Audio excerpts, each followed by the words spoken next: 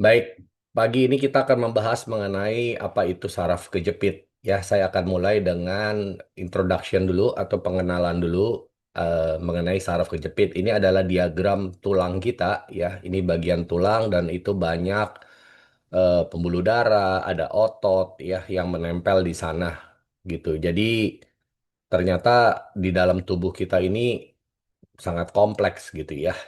Eh, Sangat berhimpitan antara tulang dengan saraf gitu ya. Jadi di seluruh tubuh kita ini banyak sekali saraf-saraf yang terhubung kepada organ-organ tertentu ya. Nah, di mana kalau sampai saraf ini tertekan gitu ya atau kejepit istilahnya gitu.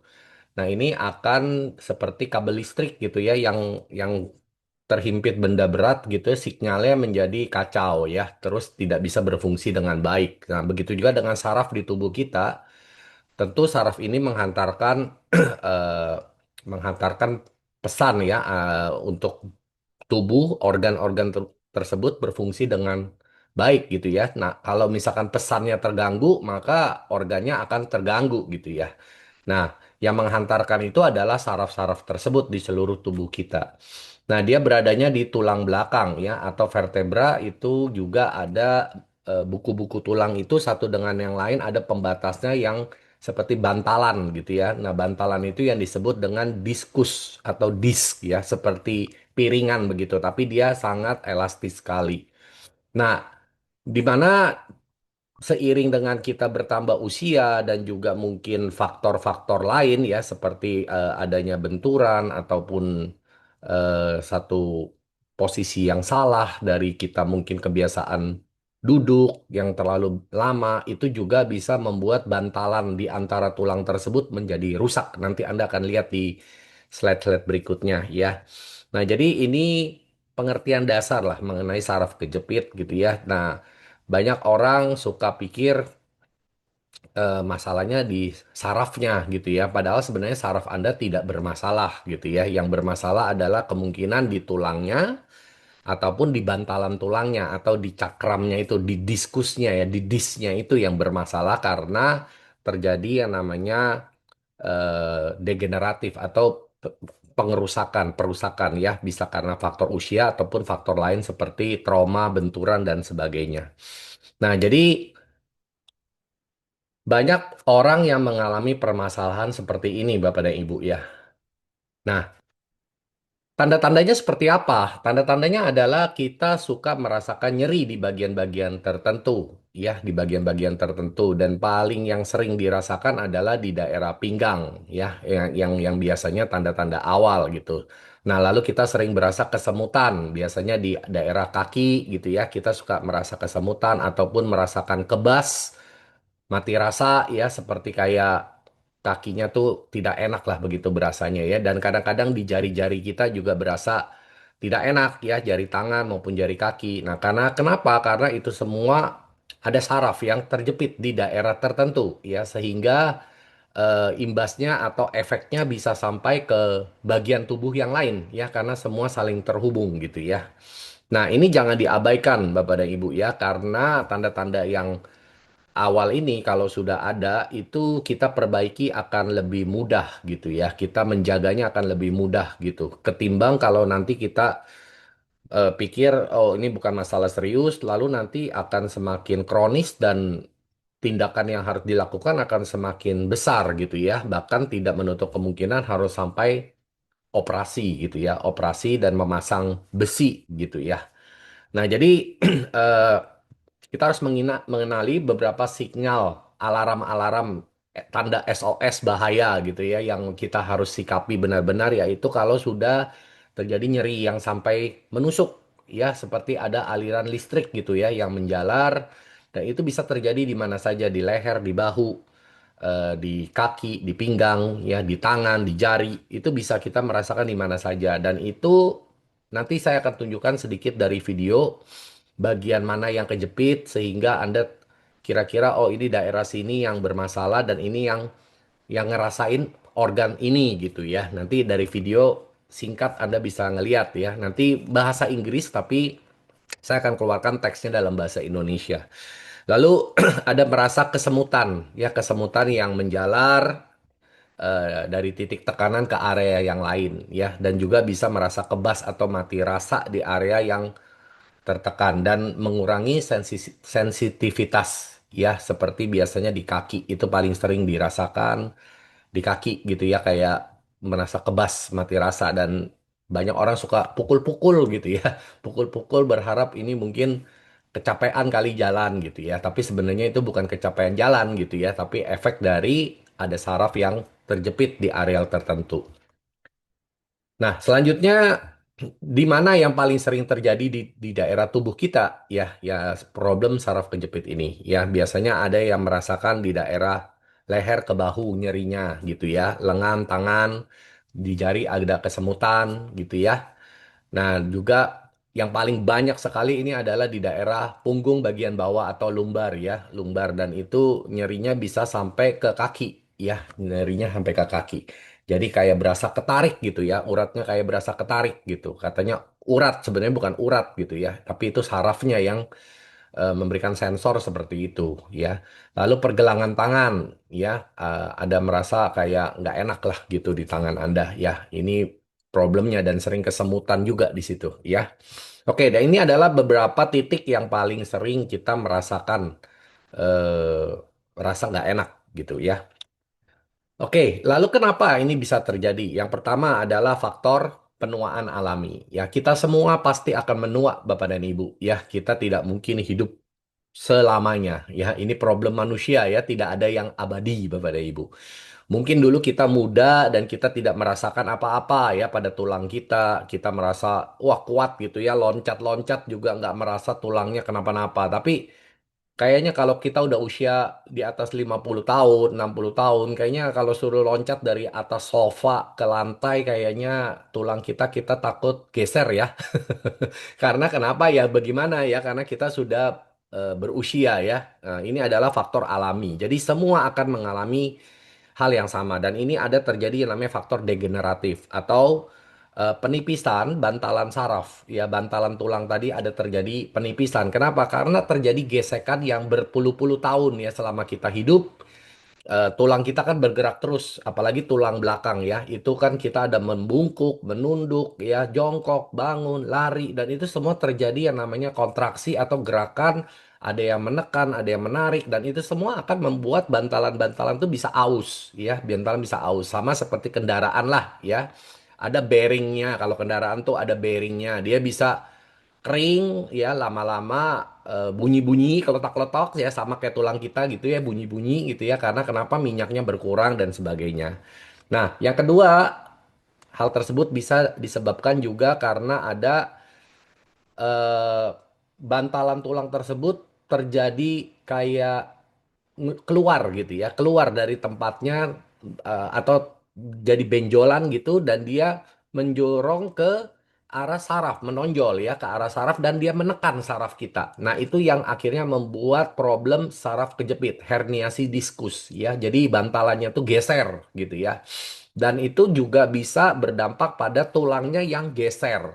Jadi karena tulang geser, lalu bantalannya juga geser. Nah, ada juga tulangnya nggak geser, bantalannya yang geser gitu ya. Karena itu dia menekan saraf yang ada di belakang tulang kita ya. Sehingga itu kita merasakan kayak ketarik gitu ya. Kayak ketekan, tapi kita berasa kayak saraf ke urat ketarik gitu ya. Aduh, nggak enak sekali.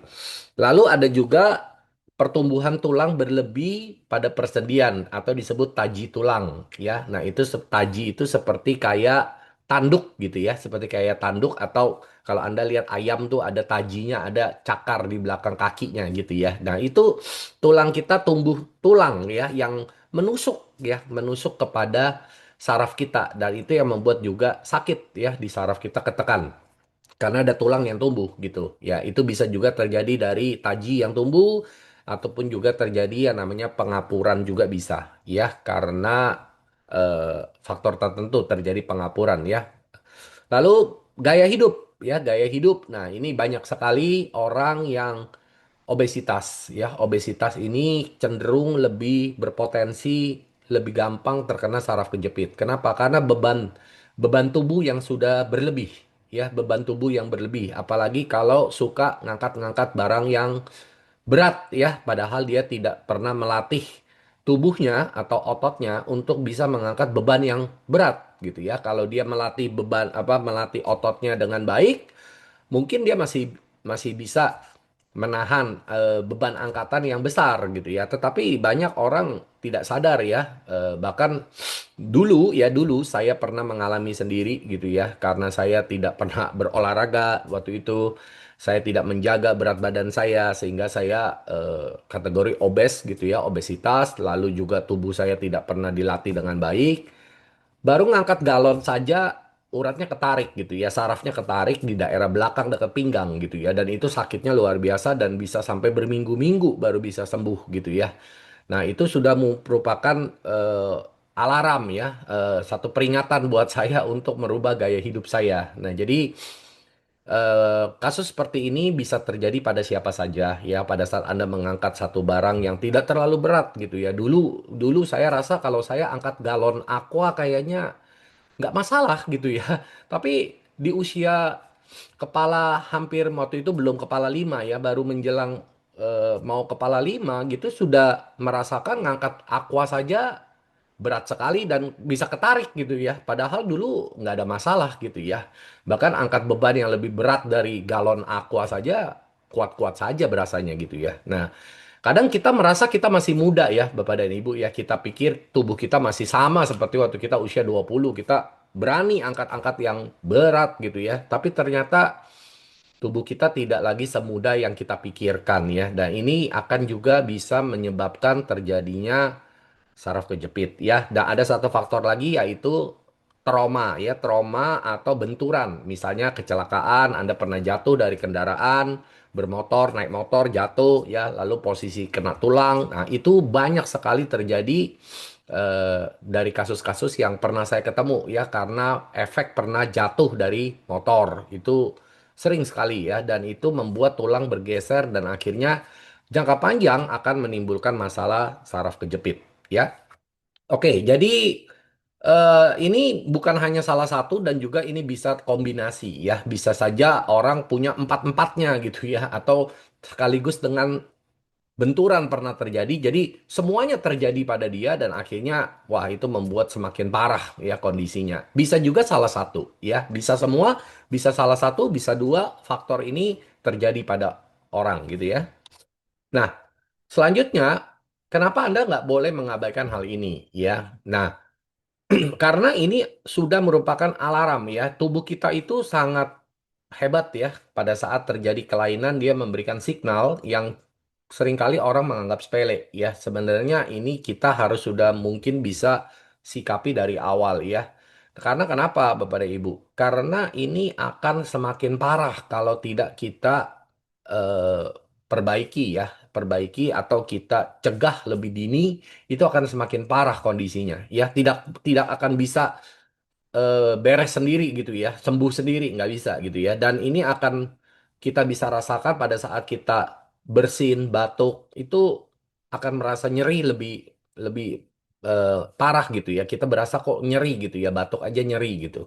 Nah, dan itu juga bisa mengubah struktur tulang kita ya pada saat kita batuk dan sebagainya. Kenapa? Karena ya dengan bertambahnya usia semuanya menjadi lebih rentan ya.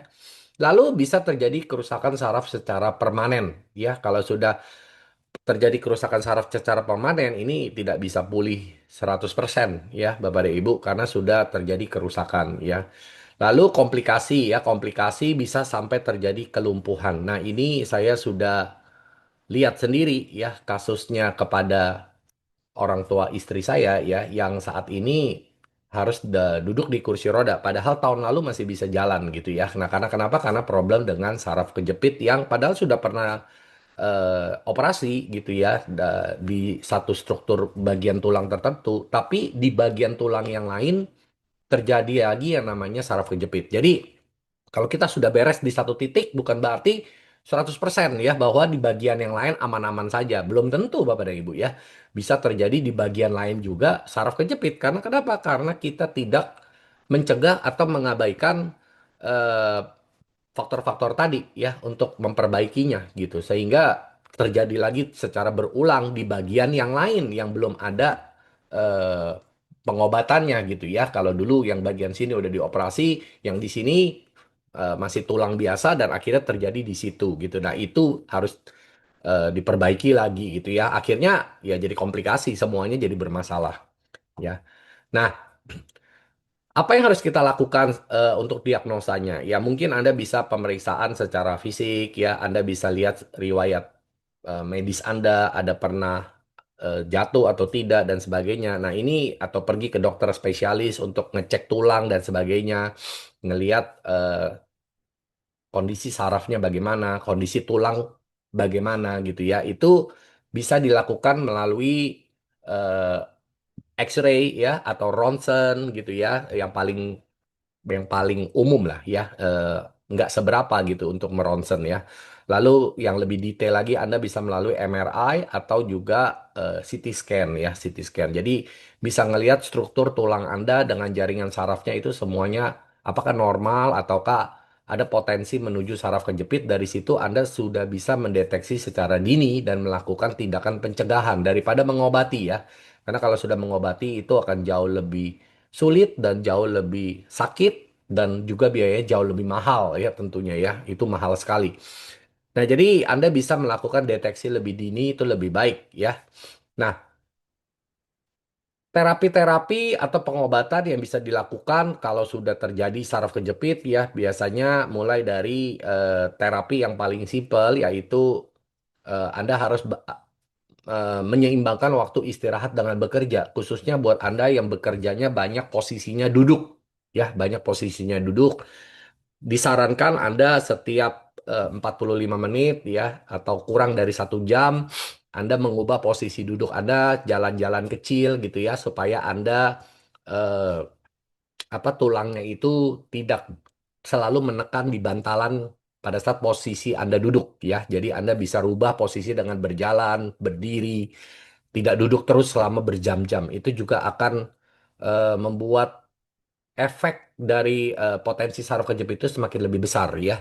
Nah, jadi tahap awal Anda yang mengatur sendiri ya waktu istirahat dan aktivitas Anda sehari-hari. Lalu Anda bisa melakukan secara fisioterapi untuk memperkuat otot penyangga dan obat anti nyeri. Nah, bagaimana caranya? Yang harus dilatih adalah otot perut dan otot pinggang. Ya, itu dua bagian otot yang harus Anda latih. Ya, kalau otot perut, ya Anda bisa latih dengan sit up, ya Anda bisa latih dengan gerakan plank gitu ya. Ya, mungkin beberapa ibu-ibu di sini pernah saya ajarkan posisi plank. Itu sangat bagus untuk melatih otot pusat Anda yang bertumpu di daerah perut ya, dan itu bisa memperkuat tulang Anda dan posisi tulang Anda dengan otot Anda ya. Dan juga Anda bisa melakukan sit up ataupun gerakan yang memperkuat otot pinggang seperti melakukan olahraga untuk bagian kaki ya, bagian kaki seperti squat gitu ya. Squat jump itu semua adalah bagian latihan-latihan atau terapi yang konservatif yang Anda bisa lakukan di rumah, harus eh, tanpa alat yang mahal ya. Anda bisa lakukan sendiri mandiri di rumah ya. Nah, kalau sudah terjadi saraf kejepit ya tentu Anda harus ada tindakan medis ya. Mungkin di situ ada suntikan yang pertama untuk mengurangi radang pada saraf Anda ya.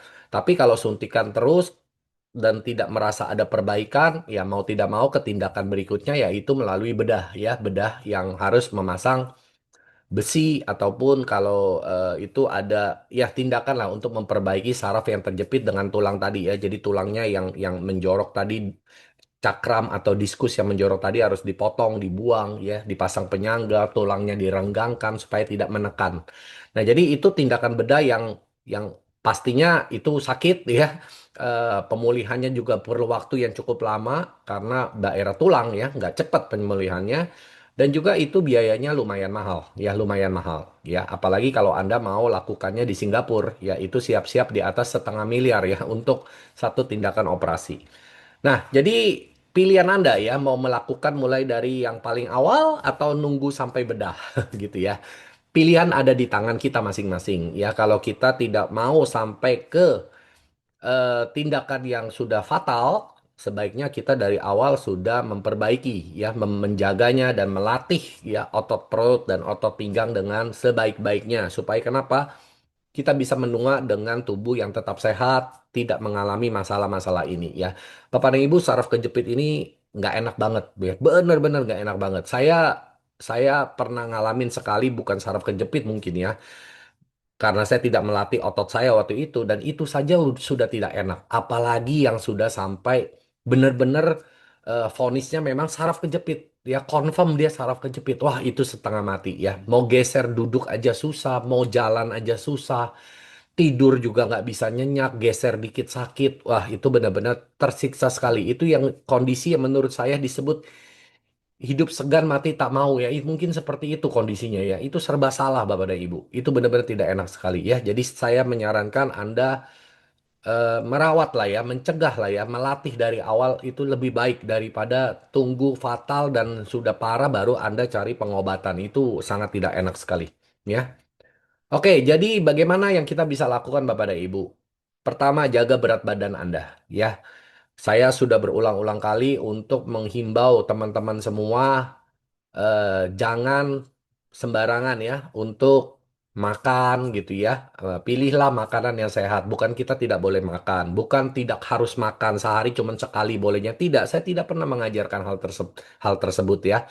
Saya selalu menyarankan Anda untuk makan, pilihlah makanan yang sehat, jagalah berat badan ideal Anda ya dengan eh, komposisi yang baik ya, BMI-nya Anda dengan faktor genetiknya Anda, ya itulah idealnya tubuh Anda. Supaya kenapa?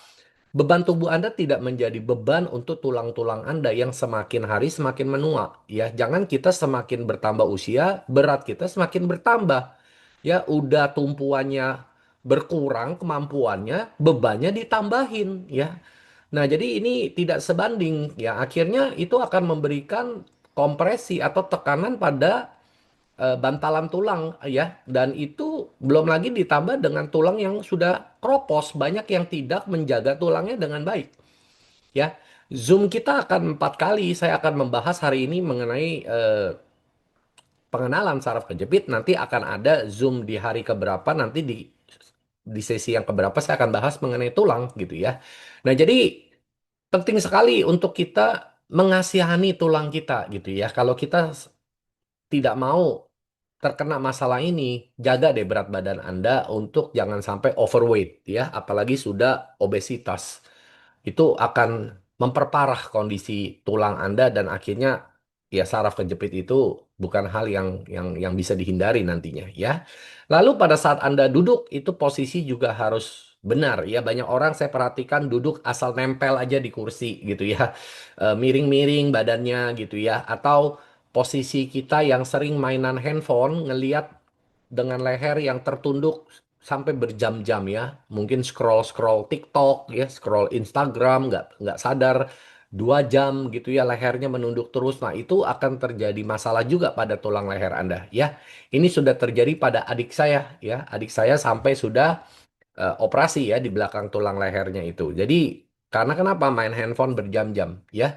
Nah, juga duduk posisi sembarangan ya. Misalnya Anda cuma asal duduk di tepian kursi gitu, asal nempel saja, tidak dengan posisi yang baik atau sering duduk dengan kaki yang menyilang, dengan kaki yang terangkat, itu juga membuat struktur tulang Anda tidak benar ya dan itu akan memberikan tekanan tekanan pada saraf Anda dalam jangka panjang ya. Jadi perbaikilah postur tubuh ya, jalan yang dengan posisi agak membungkuk ya, duduk yang tidak posisi tegak. Itu semua akan berpengaruh Bapak dan Ibu ya.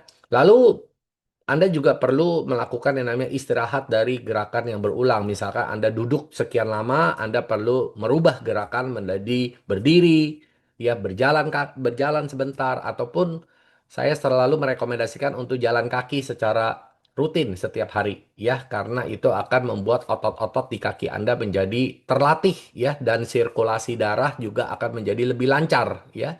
Otomatis ini akan berdampak baik untuk saraf di tubuh Anda. Ya, jadi ini adalah tindakan pencegahan yang murah, ya, yang murah yang bisa kita lakukan. Cuman pilihannya ada di tangan kita masing-masing, ya. Kita mau lakukan atau tidak, mau tunggu parah atau dari awal kita sudah mau memperhatikan ini, ya. Jadi ini adalah yang kita bisa lakukan dari sekarang, ya. Semua orang bisa lakukan ini, hanya masalahnya mau atau tidak dia aja, ya. Oke, selanjutnya kita bisa melakukan gerakan olahraga, ya, gerakan olahraga yang untuk menghindari kita terkena saraf kejepit, ya. Melakukan stretching, ya, atau peregangan, ya. Anda jangan beraktivitas berat sebelum Anda melakukan peregangan otot, ya. Nah, sering banyak orang ototnya ketarik gitu ya karena kurang pemanasan, ya, kurang peregangan gitu ya. Dan itu kalau udah kena otot ketarik, wah itu sembuhnya lama ya. Kita nggak perlu obat sebenarnya, kita bisa sembuh sendiri, tapi bisa makan waktu sampai berbulan-bulan.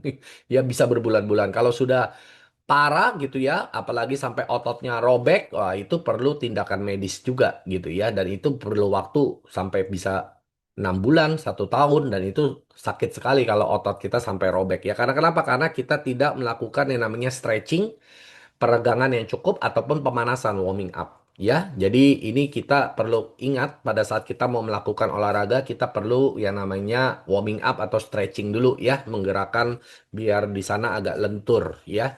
Lalu kita perlu melakukan penguatan otot inti. Nah, penguatan otot inti itu adanya di otot perut dan punggung ya, di pinggang. Nah, itu penting ya. Saya sudah ajarkan yang namanya gerakan plank untuk melatih otot perut. Itu adalah core-nya, intinya ya.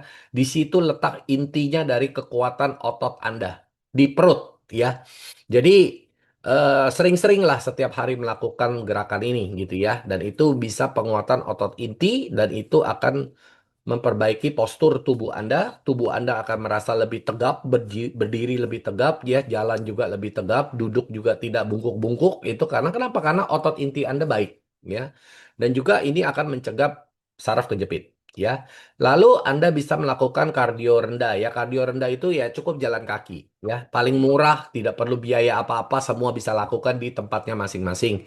Atau kalau ada kesempatan bisa melakukan renang ataupun sepeda ya. Ini adalah hal-hal yang saya lakukan Bapak dan Ibu ya untuk melancarkan sirkulasi darah dan juga kesehatan otot dan nggak perlu lari ya karena kalau lari apalagi tubuh Anda tergolong berat, overweight atau obes itu lari itu malah memberi tekanan pada tulang, persendian itu juga tidak baik ya. Jadi cukup Anda jalan saja ya. Nah, Bapak dan Ibu, ini semua pencegahan yang kayaknya kita sudah lakukan semuanya gitu ya, yang kita ajarkan gitu. Jadi ternyata AI ini menampilkan apa yang kita lakukan, apa yang kita rekomendasikan selama ini ya. Cuman masalahnya dilakukan atau tidak itu saya nggak tahu Bapak dan Ibu ya. Kembali ke diri masing-masing. Lalu kalau Anda mungkin hobi ataupun punya waktu, silakanlah Anda bisa melakukan yoga ataupun pilates ataupun fitness ya. Pergi ke tempat kebugaran gitu, boleh Anda lakukan itu ya. Karena yoga ini bagus sekali untuk peregangan otot ya, fleksibilitas pada tubuh ya. Dan itu mencegah masalah tulang belakang dan juga masalah saraf. Ya, itu kalau Anda punya waktu lah ya dan ada dana untuk bisa ikut klub ya yoga ataupun bayar instruktur yoga Anda panggil itu sangat bagus ya. Ataupun pilates, pilates ini juga seperti fitness tapi dia dengan menggunakan alat-alat tertentu ya. Nah, ini juga bagus untuk melatih eh, saraf di tubuh Anda. Ya, jadi ini semua adalah masih kategorinya pencegahan ya. Oke, jadi nggak perlu sampai eh, tunggu masalahnya serius, baru Anda cari penanganannya. Itu udah terlambat, Bapak dan Ibu. Nah, yang saya kaget adalah dengan suplemen ya. Suplemen, waktu saya eh, minta rekomendasi dari AI, suplemen apa yang bisa menunjang kesehatan saraf, ini yang ditampilkan oleh AI ya. Jadi pertama adalah vitamin B kompleks. Nah, ada 3 kategori vitamin di sini, B1, B6, dan B12 ya. Nah, nanti di sesi Zoom tertentu saya akan membahas mengenai tiga jenis vitamin B ini yang lebih detail. Ya, hari ini saya tidak bahas itu dulu. Saya cuma menampilkan bahwa suplemen yang paling bagus untuk menjaga kesehatan saraf ini adalah B kompleks ya, di mana banyak sekali orang tidak paham ya apa pentingnya vitamin B kompleks. Mereka paham vitamin-vitamin yang lain, tapi jarang yang ngerti tentang vitamin B kompleks ya. Sebenarnya ini sangat dibutuhkan untuk kesehatan saraf kita ya. Nah, yang kedua adalah magnesium. Nah, magnesium ini biasanya bergabung dengan kalsium ya, jadi satu dengan kalsium biasanya. Nah, ini hubungannya erat dengan tulang gitu ya, tulang dan otot. Nah, jadi magnesium ini ada di dalam biasanya gabung dengan si kalsium gitu ya. Kalsium dan magnesium biasanya jadi satu. Nah, itu karena untuk apa? Untuk otot juga magnesium ya. Jadi bisa meringankan ketegangan saraf. Nah, yang ketiga adalah asam lemak omega 3. Ya, ini omega 3 ataupun fish oil gitu ya. Minyak ikan itu sangat bagus karena dia mempunyai sifat anti peradangan ya, anti peradangan di mana bisa mengurangi rasa nyeri ya dan juga kesehatan sel-sel saraf kita. Nah, jadi Bapak dan Ibu, tiga jenis suplemen ini yang direkomendasikan di awal untuk kalau Anda mau ini sifatnya tambahan ya untuk menambah apa yang Anda bisa konsumsi karena tidak semua kita bisa dapatkan dari makanan-makanan kita. Apalagi kalau makanannya tidak berimbang secara gizi ya. Tentu kita akan menjadi malnutrisi atau kekurangan. Dan kita hanya pikirkan suplemen-suplemen yang umum ya, tetapi kita lupa ya yang suplemen seperti ini ya yang jarang orang mau minum gitu ya. Nah, ini sangat bagus dan saya sangat bersyukur saya sudah konsumsi ini sudah sejak muda ya, sejak muda sudah lama sekali saya konsumsi suplemen-suplemen seperti ini.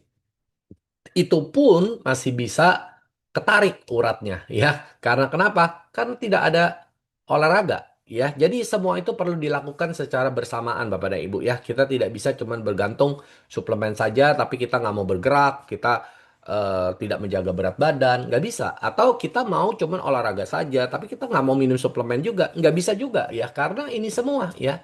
Nah, sebagai informasi tambahan, saya baru pulang dari Malaysia minggu lalu, ya. Dan saya pergi ke dokter tulang menemani ibu mertua saya. Dan ternyata dokter itu memberikan, spesialis tulang itu memberikan suntikan yang pertama itu ke dalam tulang ibu mertua saya, yaitu vitamin B12. Ya, jadi yang disuntikan pertama kali ke dalam tubuhnya adalah vitamin B12. Ya, nah apa itu B12? Nanti kita akan bahas di Zoom yang berikutnya gitu ya. Tapi sangat takjub sekali ternyata B kompleks ya yang menjadi pertama dimasukkan ke dalam tubuh ya. Ini artinya banyak orang berarti kekurangan minum vitamin B kompleks. Tubuhnya sangat kekurangan vitamin B kompleks. Karena kenapa? B kompleks itu sifatnya sama seperti vitamin C, yaitu larut dalam air dan setiap hari dia habis. Jadi kita kalau tidak pernah konsumsi ini akan terjadi yang namanya defisit B kompleks yang akut ya, yang parah gitu ya. Dan itu yang membuat yang dikorbankan adalah saraf kita, tulang kita itu yang dikorbankan. Makanya dengan seiring bertambah usia, kenapa jadi masalah? Dulu tidak ada masalah tulang ya karena masih muda. Tapi kalau udah usianya kepala 4, kepala 5, nah ini udah mulai ya jatuh tempo. Semua mulai muncul ya. Oke, jadi ini adalah suplemen yang bisa dikonsumsi kalau kita mau menjaga saraf kita untuk sehat juga. Oke, jadi bertindaklah Bapak dan Ibu sebelum terlambat ya. Nyeri-nyeri yang bukan pegal, padahal Anda nggak melakukan tindakan yang capek gitu ya, hanya jalan kaki biasa, tapi kok berasa nyeri. Nah, ini adalah pesan yang harus dipahami, bukan diabaikan ya. Kalau terjadi kesemutan yang permanen ya, lalu otot juga mulai ngerasa megang barang, kehilangan kekuatan, ngangkat benda, kayaknya kok tidak kuat lagi. Nah, ini juga satu signal di mana sudah terjadi masalah dengan otot dan saraf Anda. Dan ini harus segera konsultasi ya. Entah ke spesialis ataupun Anda mau konsultasi dengan ahli gizi dan sebagainya yang biasanya memahami hal ini. Nah, biasanya Anda bisa dapatkan rekomendasi dari mereka ya. Nah, kalau ke dokter biasanya ya disuruh ronsen, MRI, CT scan, karena ya dokter nggak bisa mendeteksi apapun tanpa melihat kondisi secara spesifik ya dari bagian dalam tubuh Anda. Ya dia nggak bisa lihat dari luar gitu ya, harus difoto dulu baru kelihatan di situ apakah ada potensinya saraf kejepit dan sebagainya. Dari situ baru kelihatan, baru bisa ada tindakan apa yang harus dilakukan ya. Oke, jadi kalau kita nggak mau itu semua, ya udah, kita harus mencegah lebih baik, ya. Jadi menjaga kualitas hidup Anda, gaya hidup Anda dirubah, berat badan Anda dijaga dengan baik, ya. Memilih makanan-makanan yang bagus untuk tubuh Anda, juga minum suplemen-suplemen yang bisa. membuat bukan tidak bisa sakit ya, tetapi membuat Anda tidak mudah sakit ya, tidak mudah untuk terkena saraf kejepit. Bukan tidak bisa ya, orang banyak suka salah kaprah. Pak, kalau udah minum vitamin berarti nggak bisa sakit ya Pak? Waduh, itu kita melebihi Tuhan ya Bapak dan Ibu. Nggak mungkin ya seperti itu ya. Kita bisa sakit juga gitu, tetapi kita tidak mudah untuk jatuh sakit dan biasanya penanganannya akan jauh lebih mudah kalau Anda mengkonsumsi suplemen secara teratur, apalagi sejak usia muda, itu akan jauh lebih susah untuk jatuh sakit dan terkena masalah-masalah yang serius ya. Saya sangat bersyukur sampai hari ini sudah usia di atas kepala 5, tapi tubuh saya masih sehat-sehat saja, Bapak dan Ibu ya. Semua masih berfungsi dengan baik. Jadi ini semua tidak luput dari segala macam suplemen yang saya konsumsi sejak usia muda dari usia 20-an tahun ya. Sudah 30 tahun ya mengkonsumsi suplemen dan sebagainya. Hanya tinggal saya benahi gaya hidup saya. Ya, karena harus sadar diri ya, udah tambah usia, nggak bisa lagi gaya hidupnya seperti usia 20 tahun gitu ya. Jadi harus diimbangi dengan gaya hidup yang disesuaikan ya. Nah, semoga bisa hidup dengan usia yang panjang, dengan kondisi yang tetap sehat. Ya, kalau tambah usia sudah pasti, tapi sakit atau sehat gitu ya. Masalahnya kan tuh pilihannya ada di tangan kita sendiri. Kita yang membuat tubuh kita sakit atau sehat ya. Nah, jadi Bapak dan Ibu, ini adalah akhir dari slide saya mengenai saraf kejepit. Selebihnya saya akan tunjukkan beberapa potongan video ya.